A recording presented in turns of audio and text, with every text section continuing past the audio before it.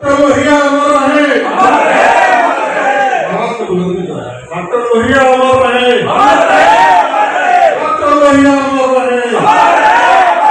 भारत माता की जय, भारत माता की जय। समाजवाद जिंदाबाद, जिंदाबाद जिंदाबाद, समाजवाद जिंदाबाद, जिंदाबाद जिंदाबाद, पूंजीवाद मुर्दाबाद, मुर्दाबाद मुर्दाबाद, पूंजीवाद मुर्दाबाद, मुर्दाबाद मुर्दाबाद, समाजवाद जिंदाबाद, जिंदाबाद जिंदाबाद। महात्मा गांधी अमर रहे, महात्मा गांधी अमर रहे। भारत माता की जय, भारत माता की जय, भारत माता की जय। डॉक्टर लोहिया के बारे में,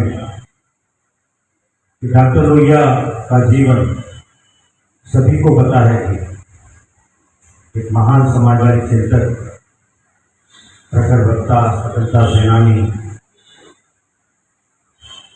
और इस समाजवादी आंदोलन को आगे बढ़ाने के लिए इस समाजवादी पार्टी की संस्थापक और हमारी प्रेरणा सभी में डॉक्टर लोहिया है। लेकिन कुछ बातें जो आज के परिप्रेक्ष्य में डॉक्टर लोहिया जी ने सत क्रांति का एक संदेश दिया, सात क्रांति, वो आज के परिप्रेक्ष्य में भी लागू होती है, आज के परिप्रेक्ष्य में भी प्रासंगिक वो सत क्रांति। डॉक्टर लोहिया ने कहा कि जो आर्थिक राजनीतिक विषमता है वह कैसे दूर की जाए, जातीय व्यवस्था, जो भेदभाव की जातीय व्यवस्था पर कैसे दूर किया जाए, लैंगिक समानता कैसे आए, महिलाओं को सुरक्षा और समानता कैसे मिले। ये आज भी परिप्रेक्ष्य में आप देख लीजिए, चाहे व्यक्तिगत स्वतंत्रता हो, चाहे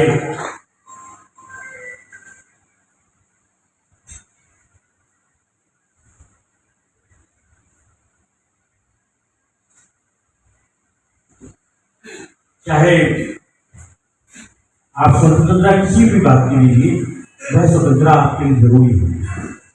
आज की स्थिति आप देख लीजिए, उस समय की स्थिति देख लीजिए कि 58वीं आज पूरी हम मना रहे हैं, 67 में उनका देहावसान हो गया। उन्होंने आर्थिक विषमता के रूप में ज्ञातवादी काम बाधो, जैसे बताया बताऊं नहीं, काम बाधो नहीं थी। सोपा ने बात दिया, ने बताया पिछले 52 में 60। बात किसी जाति व्यवस्था के ऊपर नहीं, बात समाज के जो बिल्कुल पिछड़े, दलित, वंचित समाज को समाज के ऊपर कैसे उठाया जाए, बात उस समाज के लिए, बात किसी से छीन कर देने की बात नहीं। हमारा समाज और ये देश कैसे विकास की गति पर पाएगा। देश की, विदेश की, चाहे संसार की किसी भी सभ्यता को देख लीजिए, आप चले जाइए, विदेश में भ्रमण कीजिए, संसार में बहुत देशों में जाने का मुझे अवसर मिला।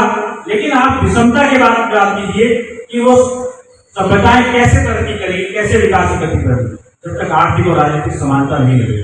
आज राजनीतिक समानता की बात बता, आप राजनीति करना बहुत मुश्किल हो गया।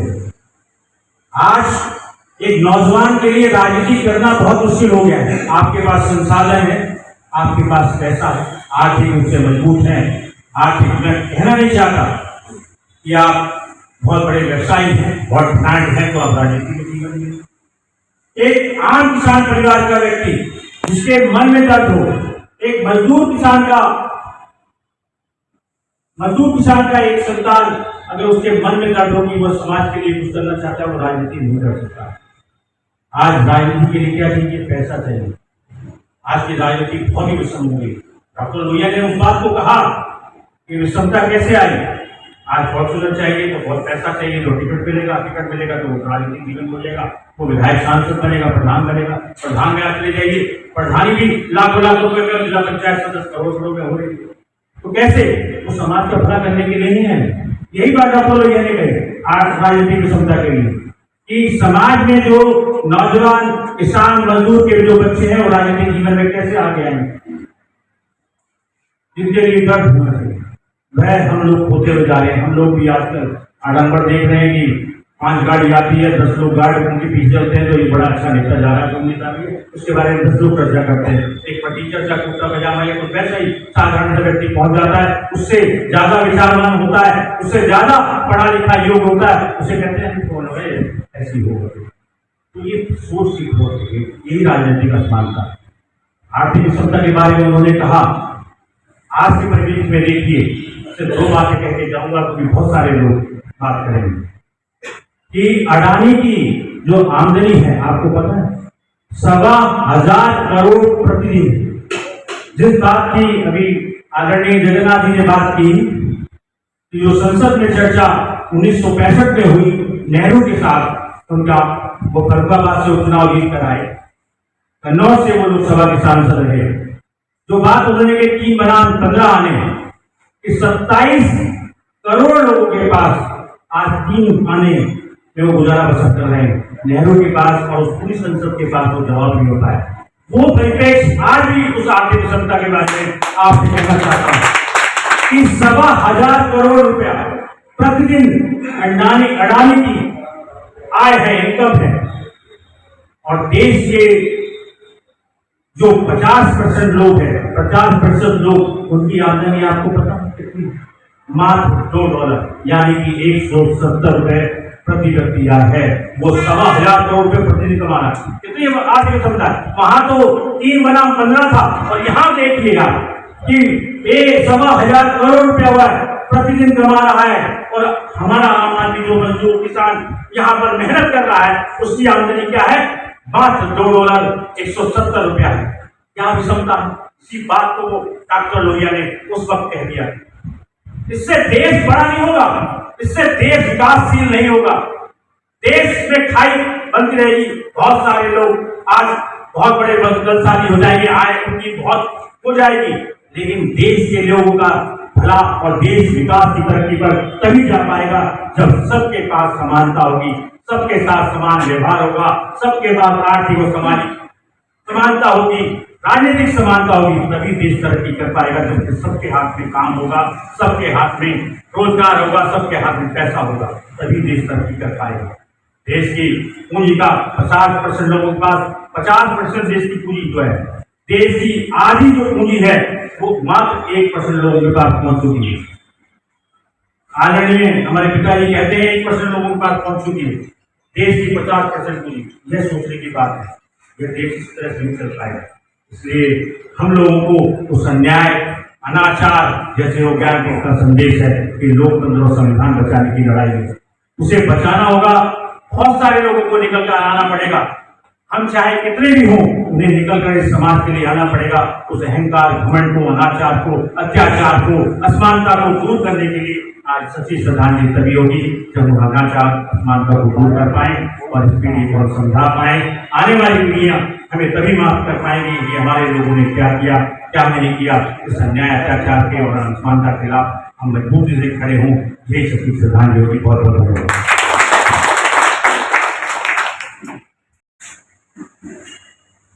डॉक्टर राम मनोहर लोहिया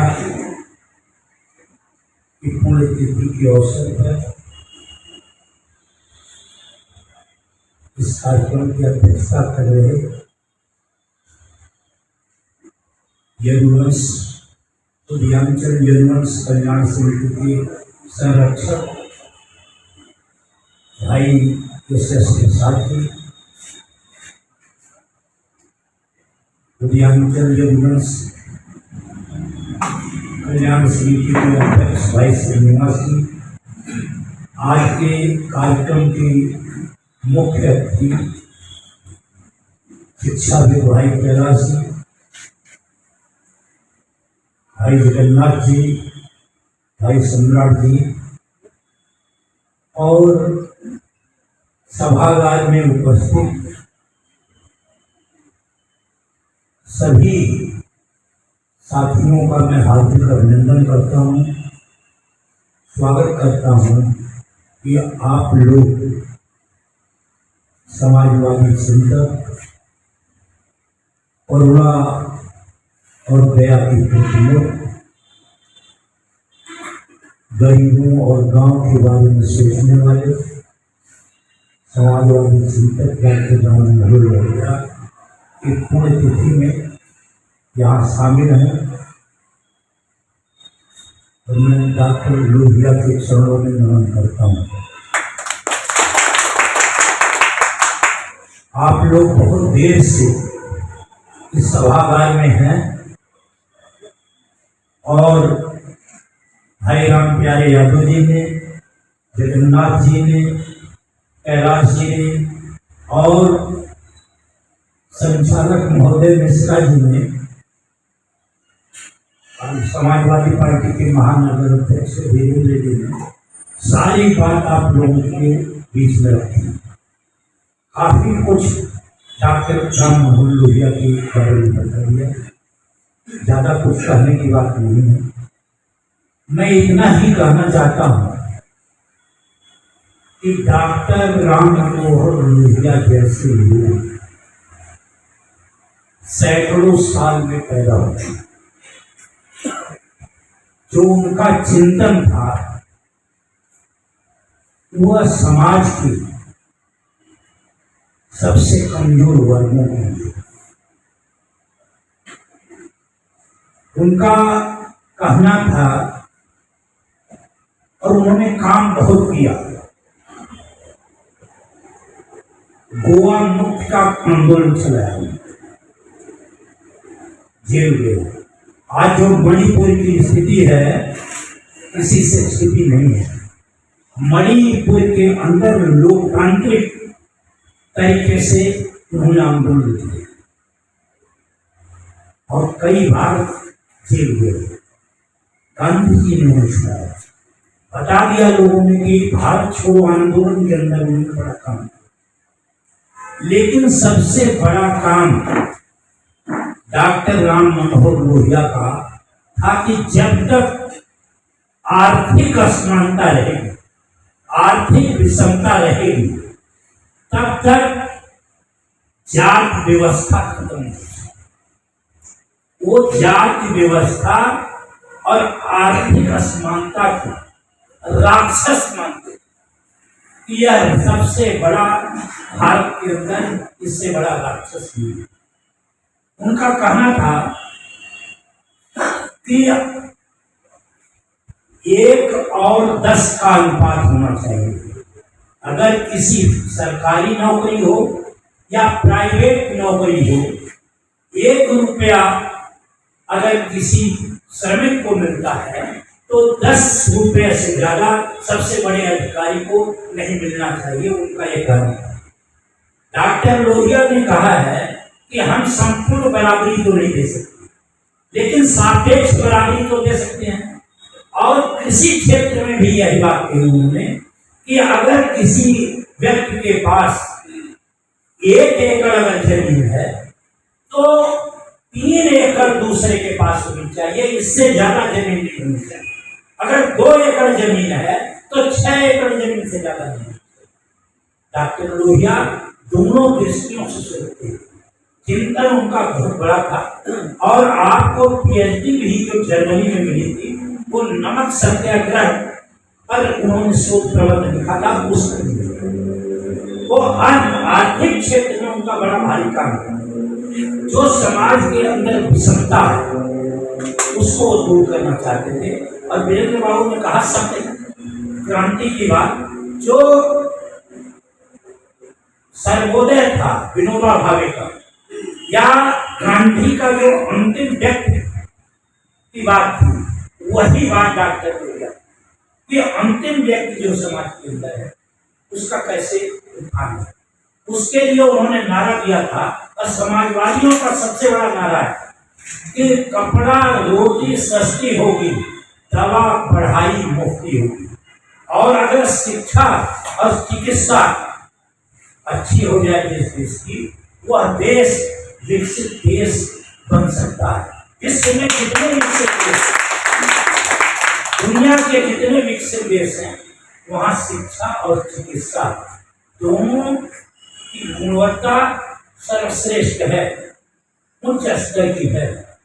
लेकिन हमारे देश के अंदर दोनों पर प्रहार हो रहा है। शिक्षा को खत्म किया जा रहा है आज, और चिकित्सा उन लोगों के हाथ में चली गई है कि आम आदमी उस हॉस्पिटल के दरवाजे तक जाता हुआ डरता है। वहां लूट मची हुई, दोनों से हमें वंचित किया जा रहा है। डॉक्टर लोहिया के सपनों का भारत नहीं बन पाया। गांधी जी के गांधीवाद के प्रबल समर्थक रहे हैं डॉक्टर लोहिया, और अंतिम समय में ये बाबा साहब डॉक्टर अम्बेडकर से मिलना चाहते थे और मिलकर साथ इस देश के अंदर काम करना चाहते थे कि जिससे समाज का कमजोर वर्ग लाभान्वित हो और हम सत्ता पर कब्जा करें। जब सत्ता पर हम कब्जा करेंगे तभी हम व्यवस्था को परिवर्तित कर सकते हैं। लेकिन दुर्भाग्य से 1956 में डॉक्टर अम्बेडकर जी का परिनिर्वाण हो जाने के कारण डॉक्टर लोहिया का मिशन असफल हुआ। नहीं तो डॉक्टर लोहिया और बाबा साहब डॉक्टर अम्बेडकर मिलकर बड़ा काम करते। आज वह स्थिति बनी हुई है।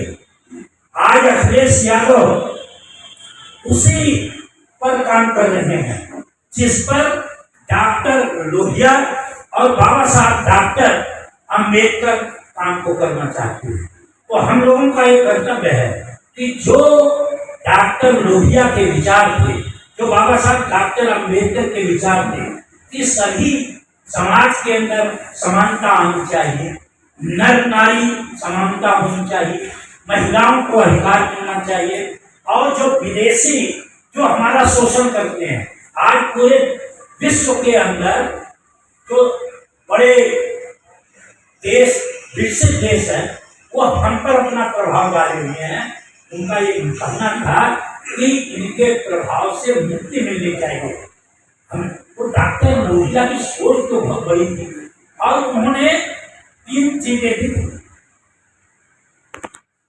लगातार वो बोलते रहते थे कि वैचारिक क्रांति जब तक नहीं होगी, जब तक नौजवानों के अंदर जात व्यवस्था के प्रति विरोध प्रकट नहीं होगा, अन्याय और अत्याचार अनाचार के प्रति विरोध प्रकट जब तक नौजवान नहीं करेगा, तब तक समाज के अंदर सद्भाव, भाईचारा, प्रेम, न्याय की और बंधुता भी पैदा होगा।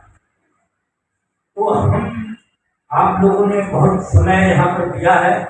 मैं इतना ही कहना चाहता हूँ कि हम लोग डॉक्टर लोहिया, गांधी, बाबा साहब डॉक्टर अम्बेडकर की अनुयायी हैं। हमें इनके विचार को जन जन के अंदर पहुंचाना चाहिए, तभी इस देश के अंदर समाजवाद आ सकता है। सभी लोग समानता और समता से रह सकते हैं, विषमता दूर हो सकती है, जातिवाद खत्म हो सकता है। क्योंकि यहाँ पर जातिवाद सबसे बड़ा धर्म, सर्वश्रेष्ठ बने हुए हम और सर्वश्रेष्ठ हैं, अहंकार में है, ईर्ष्या और द्वेष में है। हम ये समझ नहीं लेते हैं कि मानवता का कल्याण तभी होगा, समता मूलक समाज तभी बनेगा जब हम सभी लोगों से प्रेम करेंगे। तो इन्हीं शब्दों के साथ आप लोगों का पुनः अभिनंदन करता हूँ और स्वागत करता हूँ कि आप लोग लगातार यहाँ कार्यक्रम करके उसे सफल बनाते हैं और संकल्प लेकर जाते हैं। डॉक्टर लोहिया जी ने जो हमें रास्ता दिखाया है, हमें उस रास्ते को मजबूती के साथ ले चलना है और सभी से प्रेम करना। बहुत बहुत धन्यवाद। राम मनोहर लोहिया जी का जन्म लगभग 23 मार्च को हुआ था। एक 23 मार्च और भी है, वो भी बहुत ही बलिदानी दिवस है। बताया आपको, ये फोटो लगा हुआ है राजगुरु भगत सिंह सुखदेव,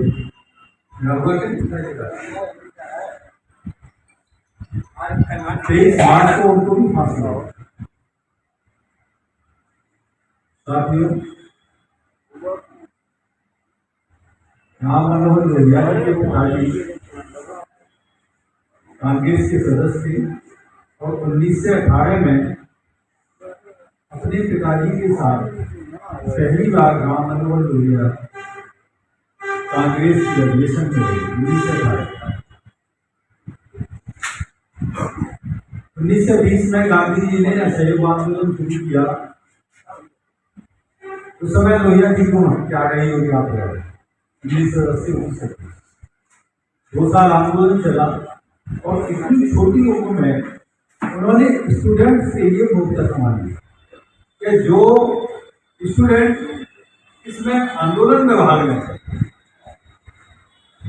और अंग्रेजों के विरुद्ध उनको ये एहसास करा दें कि हमें आज़ादी की आवश्यकता है और हम आपका किसी भी तरह से सहयोग नहीं करेंगे। 1925 में काकोरी कांड भी हुआ और एक पार्टी भी बनी, कम्युनिस्ट पार्टी के लिए नमूदी पार्टी ने बनाया। ये बनाई थी, मैं एक छोटी सी बात बता रहा हूँ कि एक आंदोलन कोई ना कोई हमारे राष्ट्र का मार्गदर्शन करने वालों को पैदा किया। 1917 में चंपारण आंदोलन डॉक्टर राजेंद्र प्रसाद यहाँ से सार्वजनिक जीवन शुरू किया और अंत तक वो अपने वचन के रखे। 1970 साथियों, आप सभी लोगों ने डॉक्टर राम मनोहर लोहिया के पुण्यतिथि के अवसर पर उनके विचार सुने और अपना बहुमूल्य समय निकाल कर आप लोग यहाँ आए। आप सबका बहुत बहुत आभार और हार्दिक अभिनंदन। हमें डॉक्टर लोहिया के विचार जैसा कि वो आर्थिक समानता, सामाजिक और राजनीतिक समानता तीनों चाहते थे, लेकिन वो चाहते थे कि जब तक आर्थिक समानता नहीं होगी तब तक न तो जातिवाद, जैसा कि कहा हमारे आदरणीय रामदुलाल जी, जाति व्यवस्था नहीं जाते। लेकिन आज क्या हो रहा है? आज सब कुछ उल्टा हो रहा है। आज ट्रिलियन इकोनॉमी की बात हो रही है, अमीर अमीर होता जा रहा है। 1% लोग को, जैसा कि कहा, 1% लोगों के पास देश के पूरे समस्त संसाधन का 50% उन लोगों के पास है। तो पूंजीवादी व्यवस्था बढ़ती जा रही है, गरीब गरीब होता जा रहा है और अमीर होता जा रहा है। हमें ये लड़ाई बहुत लंबी है, लड़नी पड़ेगी। आर्थिक समानता लाना है तो सबको समाजवाद का जो नारा है उसको दोलन करना पड़ेगा, तभी समतावादी व्यवस्था जो देश में स्थापित हो पाएगा। इसी के साथ आप सभी को धन्यवाद।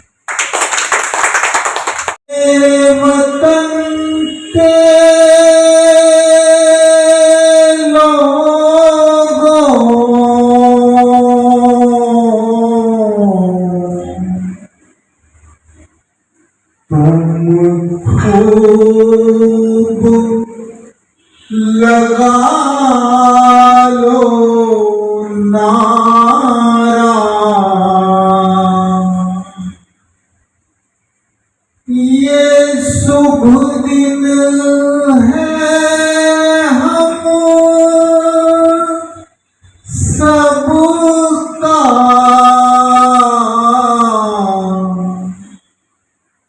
लहरा लो तिरंगा प्यारा,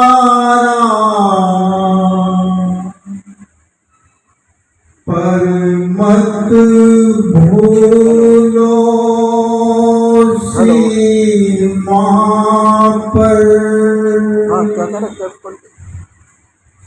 वीरों ने हैं प्राण गवाए, कुछ याद उन्हें भी कर लो, कुछ याद उन्हें भी कर लो जो लौट के घर ना आए, जो लौट के घर ना आए। ऐ मेरे वतन के लोगों, जरा आँख में भर लो पानी, जो शहीद हुए हैं उनकी जरा याद करो कुर्बानी। तुम उनको भूल ना जाना, इसलिए सुनो ये कहानी। तुम उनको भूल ना जाना, इसलिए सुनो ये कहानी।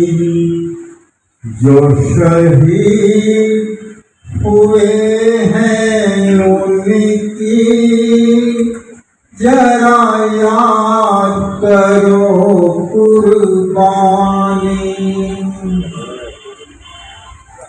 जब घायल हुआ हिमालय, खतरे में पड़ी आजादी। जब घायल हुआ हिमालय, खतरे में पड़ी आजादी। जब तक थी सांस लड़े वो, जब तक थी सांस लड़े वो, फिर अपनी लाश बिछा दी। संगीन पे धर कर माथा सो गए अमर बलिदानी। जो शहीद हुए हैं उनकी जरा याद करो कुर्बानी। जब देश में थी दीवानी, वो खेल रहे थे होली। जब देश में थी दीवानी, वो खेल रहे थे होली। जब हम बैठे थे घरों में, जब हम बैठे थे घरों में, वो झेल रहे थे गोली। जो खून गिरा पर्वत पर, वो खून था हिंदुस्तानी।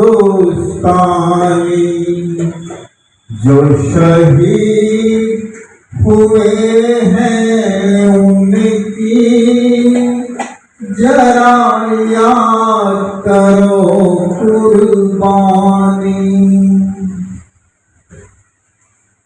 कोई सिख, कोई जाट मराठा,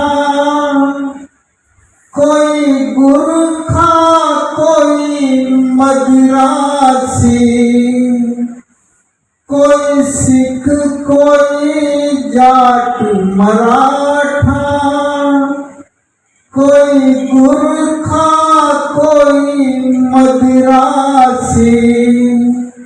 सरहद पर मरने वाला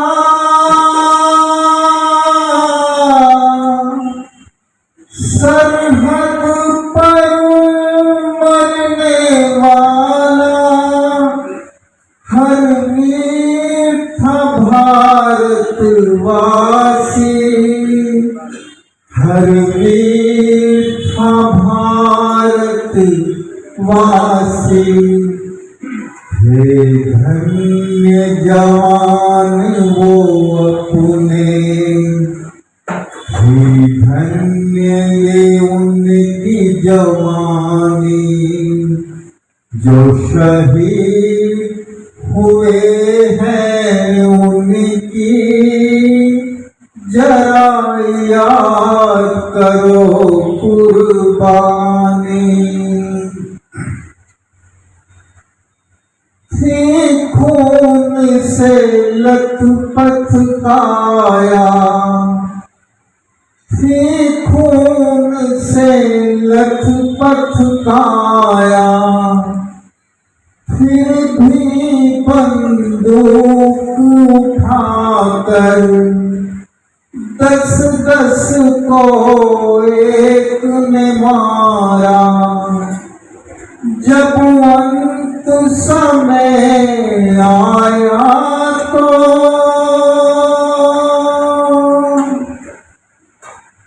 जब अंत समय आया तो कह गए कि अब मरते हैं खुश रहना देश के प्यारों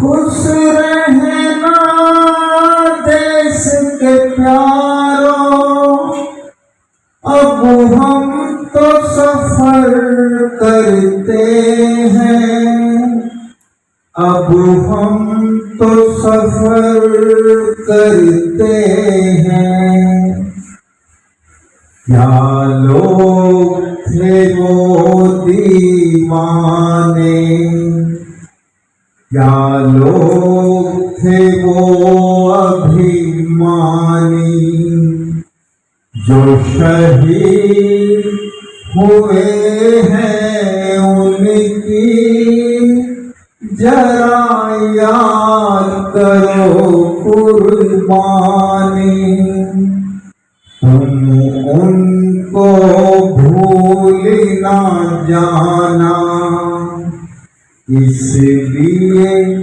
कहिए कहानी जो शहीद हुए हैं उनकी जरा याद करो कुर्बानी जय हिंद जय हिंद जय हिंद की सेना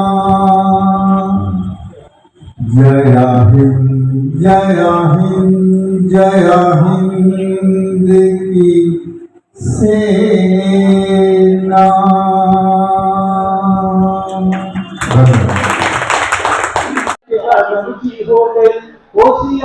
नमस्कार प्रणाम, मैं खुशबू तिवारी आप सभी के बीच रूबरू हूँ GNA न्यूज चैनल के माध्यम से।